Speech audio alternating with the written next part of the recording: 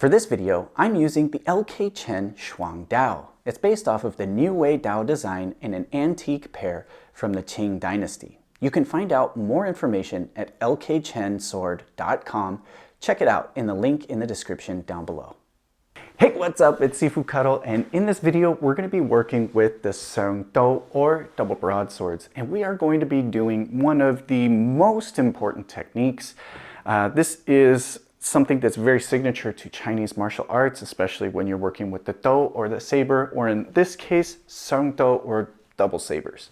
This is what we call wrapping the head, and we're bringing the sword around our back, and this could lead into another technique, or it could start with a block and then lead into a cut, or even work from a cut into another cut. But this is something that's very, very signature, and there are two ways that we can do it. One that I would consider an easier version, and one a much more difficult version because of how we're going to work into it technically, but it is very important for your broadsword training. If you want to do Chinese martial arts and you want to use Seung Dao or just Dan Dao, you have to be able to do wrapping the head. And when it comes down to using both blades, this is going to force us to do it with both our right hand and our left hand. So we're going to work up to this. We're going to be doing some back scratchers. We're going to be doing more of an umbrella block.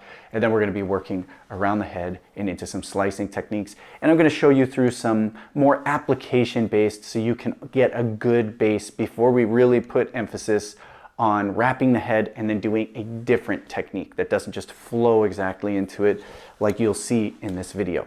Okay, so before we go any further, I do suggest you practice this technique with either wooden sticks or foam batons, but definitely not swords or something with a live edge. That is way too dangerous. You really need to work out, especially since we're using both right and left hand. They're moving independently.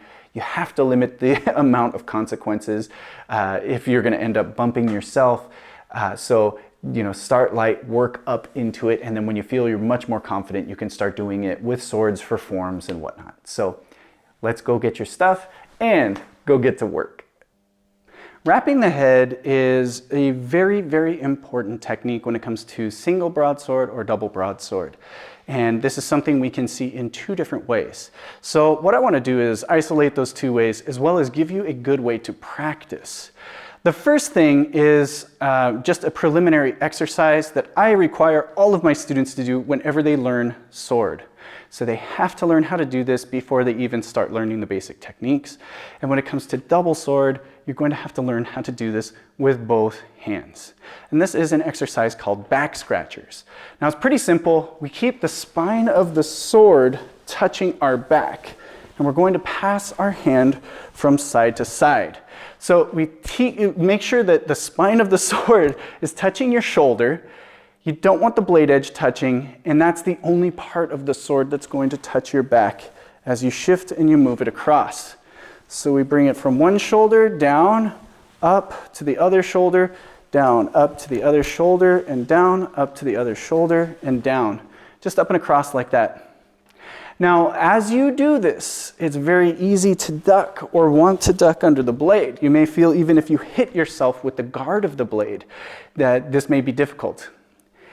The key is not to duck. Anybody can duck. That's sloppy technique.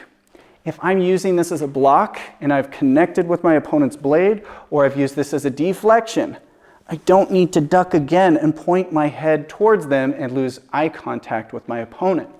I need to keep my head up and be able to see what's going on. If the situation requires you to duck, you can duck. But if it doesn't require you to duck and during training, you should not duck. Okay? This is harder to do, therefore do it more. All right? So the key is to raise your hand up higher. Now there's going to be a certain point that you run into your arm being up so high that you bring the blade to actually close to touch your head. So it's going to be kind of a happy medium here. And if you have long hair, you have a couple of options. You can do a bun on the top of your hair, or do just a low ponytail that starts down here and then tuck it into your uniform. That tends to help. Or tuck it into your shirt. Okay? Otherwise, you're going to end up having to move extra around that. Now, once you get comfortable moving this back and forth over your head, count every time it passes to your left or across the body. So we have 1, back, 2, back, 3, back. I require my students to be able to do this 100 times.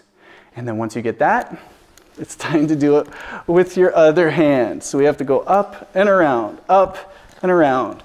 And you'll see it's very common for when you start with your non-dominant hand, it's very common to start ducking again and going over those. So keep those details in mind. Move your hand up as high as possible. And again, keep that contact. It can be easy to kind of rush and just go around the head like this, but try to bring that hand down afterward, okay? And there is going to be a slight angle as we bring it back down. Up and around and down, there will be an angle here. You can't just go straight down on either side because that's when we start having the edge of the sword or the spine of the sword moving. Now, when it comes to wrapping the head with both blades, we have two methods. We have one that's umbrella blocking and we're not making contact, touching the spine of the sword to our body, and one where we are. Now, the umbrella blocking version is a lot easier, so we're going to start with that, and we're going to look at this as more of a martial technique at the same time. Now, it's first important to know how to do an umbrella block. So, kind of like how we did bringing the sword around our head, we're going to just bring the blade around our body, and it's called an umbrella block because it has this downward shape, kind of as if I was holding up an umbrella. So I'm going to take one sword and I'm going to just keep the spine of the sword touching my body in front. I don't want to hold it too high. I want to just keep it nice and controlled and out of the way. And then I'm going to bring the other sword up and around.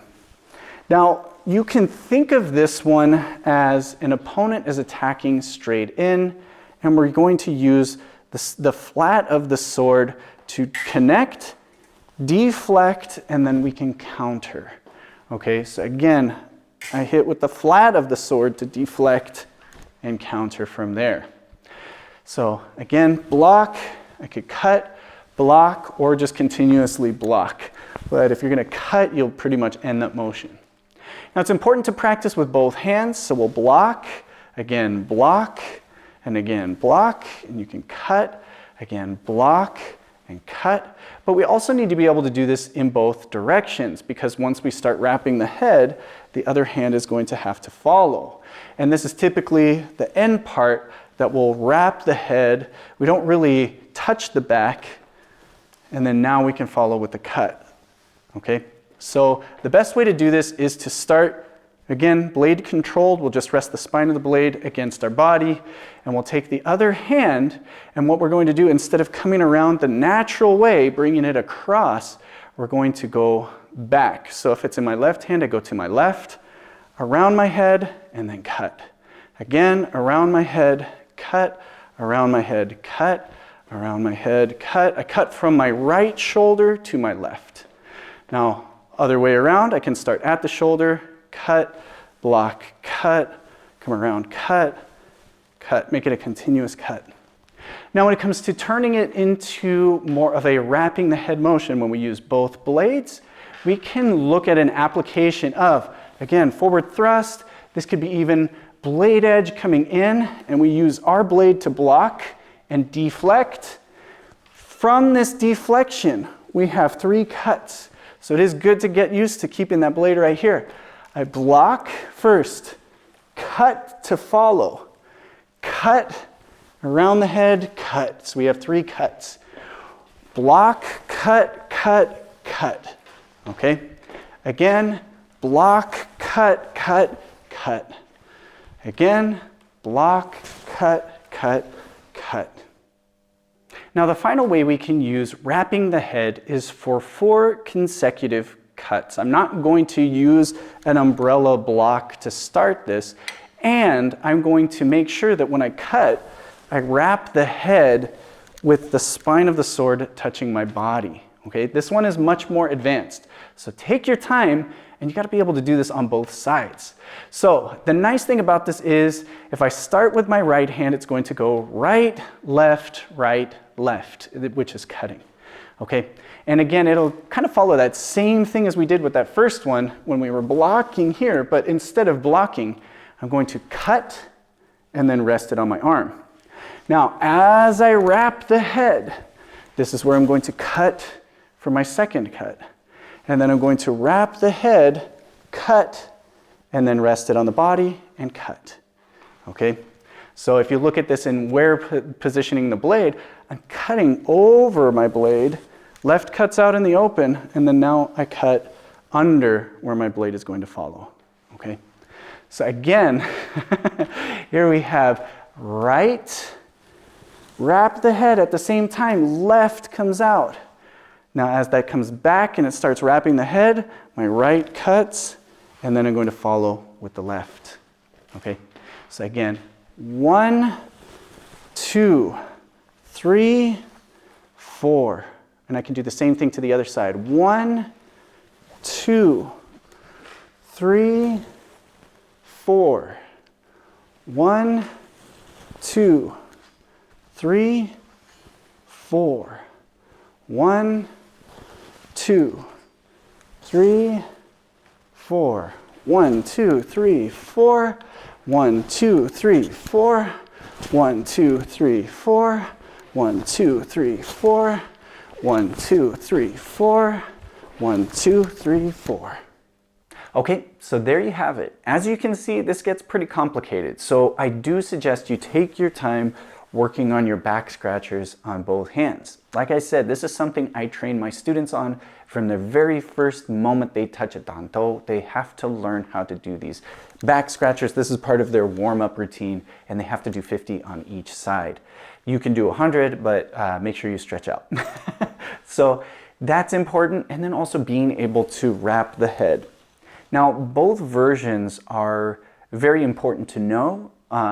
In application, you might find yourself, if you're doing any kind of a sparring or fighting, it might be a little bit faster, a little bit easier to do the one where we just go around the head without touching the back. But for a Chinese martial arts performance or training or technique even, it's imperative that you touch the back and that you bring the blade up high enough and not try to duck underneath. This is the hard part. This is the gong in Kung Fu. This is the training. This is the hard work that you have to put in. If you demand more of yourself, the easier things will become even more effortless. So take the time to work on this one. It's not going to be overnight. You're going to have to practice it day after day after day after day. And then we'll start adding techniques to it. So really grind for this one, put in the time, put in the effort, put in the Kung Fu for it, and you'll have something very, very important in Chinese martial arts training. If you have any questions, drop them down below. Otherwise, I hope you enjoyed this video, and I'll see you in the next.